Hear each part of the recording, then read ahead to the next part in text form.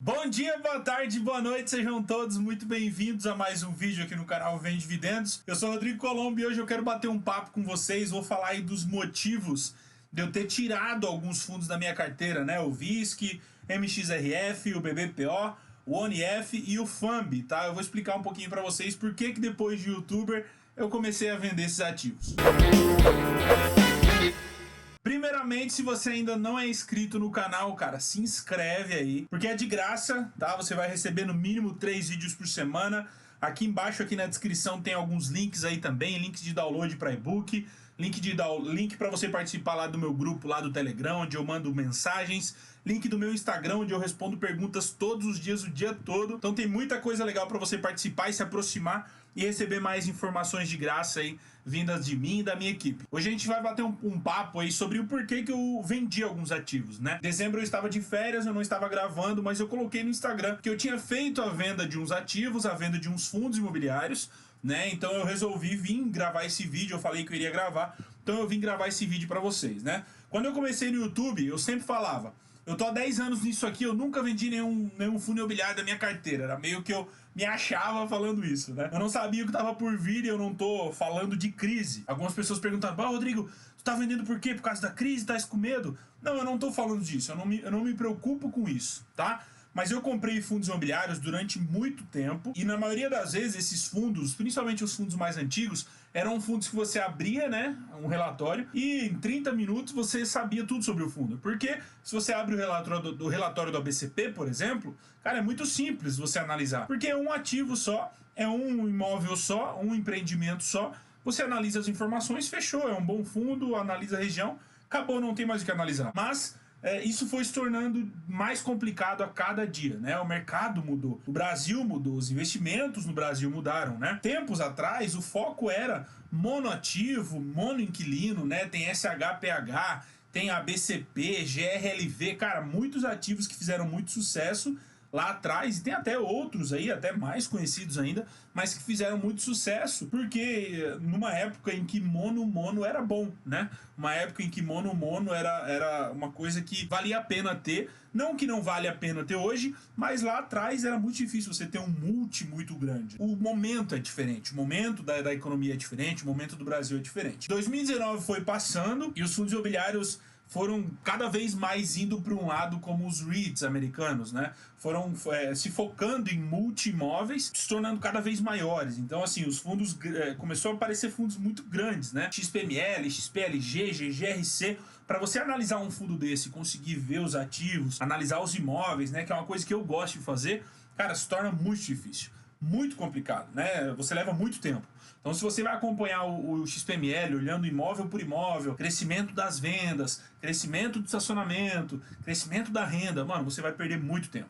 O mercado mudou, né? A gente fazia isso muito fácil no ABCP, hoje já não faz mais tão fácil no XPML, né? Porque é muito maior. Então esse foi o principal motivo, e está sendo o principal motivo, da reciclagem da minha carteira. Porque já em 2019, eu já vendi alguns fundos, que foram os de hospital e os de agência, que eu já queria vender há muito tempo, e agora eu vendi mais esses, né? Então assim, eu estou passando por essa reciclagem. Tem alguns outros que muito em breve eu vou gravar para vocês comentando, que eu também vou tirar. E eu vou explicar os motivos para vocês entenderem o racional de talvez quando sair de um fundo, né, para mostrar isso.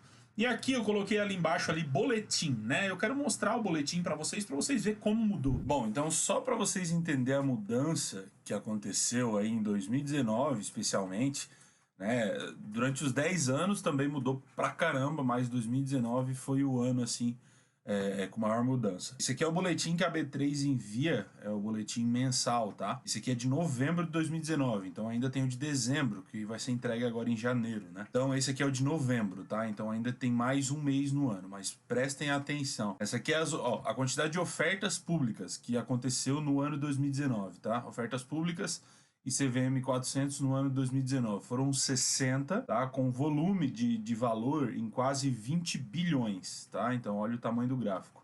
Se a gente for pegar aqui já do ano passado, o montante em valor já foi metade, tá? Do ano passado não, né? Nós já estamos em 2020. O ano de 2018 já foi 11 bilhões, tá? Então metade em um ano. Em 2014 foi 4 bilhões. Em 2016 foi 2 bilhões. Então, olha a quantidade que o mercado cresceu nos últimos anos, assim. 2018 para 17 já foi muita diferença e agora 19 para 18 já foi muita diferença. Aqui do lado a gente consegue ver também fundos negociados e registrados, tá? Fundos negociados, o azul mais fraquinho e o azul mais forte são registrados na CVM. Que aí entra fundos fechados, fundos que não são negociados na B3, que a gente não pode comprar, né? Então em 2014 era 127 fundos negociados, hoje são 206, e era 249 registrados para 485 hoje também. Então é muita diferença de 2014 para cá, né? Em 5 anos praticamente. Patrimônio líquido e valor de mercado. Patrimônio líquido é o azul fraquinho e valor de mercado é o azul forte. Esse aqui é o gráfico não por ano. Pode perceber, fevereiro, março é só de 2019. Então, em novembro de 2019, o market cap, o valor de mercado dos FIIs brasileiros chegou a 90 bilhões praticamente, tá? Enquanto em fevereiro era de 55. Olha a diferença em meses, tá? A diferença em meses. Então, a gente cresceu muito no ano de 2019. Número de investidores não tem nem o que falar. A gente bateu aqui, eu acredito que deve ter chego aí, se não passou, muito próximo dos 600, porque como eu falei, falta um mês ainda, né? E a gente bateu 573 mil investidores só em fundos imobiliários. Se a gente for ver lá em 2012, a gente bateu 100 mil em 2012. Início de 2019, a gente estava em 200 mil. E a gente pegou quase 400 mil investidores em coisa de um ano. O mercado cresceu muito, ficou muito diferente. Quantidade de fundos, quantidade de pessoas negociando os fundos, isso faz toda a diferença.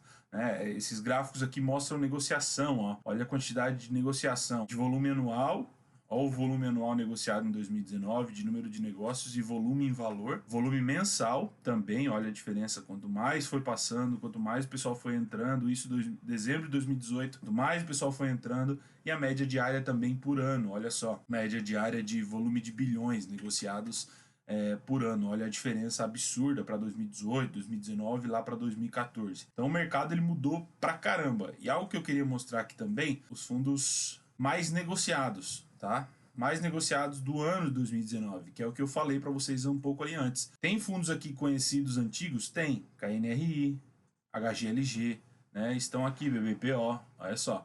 Os mais negociados do ano. Porém, a gente já vê que grande maioria já são fundos novos, né? Fundos mais atuais, maiores, aquilo que eu falei. XPML, ó, HGBS, HGRE, VISC, XPLG, são fundos mais atuais, né? E estão sendo os mais negociados aí, porque querendo ou não, estão vindo com uma pegada diferente, que é o que eu tô falando para vocês. Então esse boletim aqui você pode pegar aí, se você bota boletim, fundos imobiliários B3 no Google aí, você já consegue ter acesso a essa informação aqui que eu tô passando para vocês. Então esse é o exato motivo da mudança, da reciclagem. E agora eu só quero explicar algumas coisas para vocês, antes que vocês saiam perguntando, mas por que o fundo tal? Por que o fundo tal? O que aconteceu? Tá? Eu vou explicar aqui um por um, que eu escrevi aqui algumas coisinhas. O FAMB, tá? O FAMB é um fundo mono, ele tem um problema de contrato, assim como o XPCM. Eu comprei ele sem estudar nada, focado em dividend yield, paguei 4 mil reais, tá? Então, vendi ele com prejuízo no valor da cota. Se contar a rentabilidade do dividendo, ainda tive lucro, mas cota ainda tive prejuízo. Mas é um fundo que eu tinha muito tempo, e já fazia muito tempo que eu queria me livrar dele. Aproveitei a valorização dos últimos meses aí e vendi ele. O ONF, o Max e o MXRF, tá? 2 fundos que eu saí por não acompanhar e por não estar dentro do que rola. Como eu falei, devido ao aumento dos imóveis, tem fundos que eu fui deixando de lado, fundos que não eram tão atrativos para mim, que eu entrei lá atrás e eu não gosto, tá? Eu simplesmente já não era os melhores fundos. Eu não tenho nada contra ele, não tenho nada contra nenhum desses, só que tem alguns que tem mais riscos, outros menos riscos, e eu prefiro sair desses fundos e alocar o meu dinheiro em outros fundos que eu acho que terão mais futuro, ok? Então o ONF e o MXRF eu simplesmente saí porque eu não acompanho eles, não estou lá sabendo o que está acontecendo e tal, então eu realmente não acompanho, eu preferi sair. BBPO, questão das agências, eu já tinha vendido agências e hospitais no ano 2019. BBPO eu ainda falei naquele vídeo que eu iria vender, iria aproveitar uma valorização que provavelmente viria, e veio essa valorização e eu aproveitei e desfiz do BBPO, né? Ele é um dos únicos que não se movimenta para mudar a estratégia de focar em agência, né? Então eu não quero focar com isso. Lá atrás entrei também sem ter noção alguma, e agora estou me desfazendo do BBPO. E o VISC não é novidade para ninguém, que eu não gosto da forma que a gestão do VISC está levando os fundos dela, né? Então eu simplesmente também foi a mesma coisa. O fundo estava crescendo demais valor o ano inteiro. Eu sabia que com a queda da Selic ia valorizar ainda mais, porque mais pessoas iam entrar e iam comprar o VISC. Então eu esperei valorização e vendi na alta para pegar o maior lucro possível, e foi isso que me fez sair do VISC. Todo mundo já sabe aí a minha opinião sobre a VISC, a minha opinião sobre a gestão do VISC, sobre os movimentos que eles fazem. Eu realmente não gosto, mesmo sendo ativo eu não gosto, tá? Mas o que eu quero dizer é o seguinte, eu não estou dizendo para você venda esses fundos, é simplesmente mostrar o meu racional para que você entenda talvez quando se deve vender, né? Olhando aquilo que eu fiz lá atrás, olhando o meu racional, pô, eu fiz isso lá atrás e eu não quero repetir. Tá? Então assim, eu tenho os fundamentos quando eu entro e os mesmos fundamentos são os que funcionam para sair. Eu espero que você tenha entendido, eu espero que você tenha curtido esse vídeo, espero que você tenha curtido as informações que eu trouxe para você.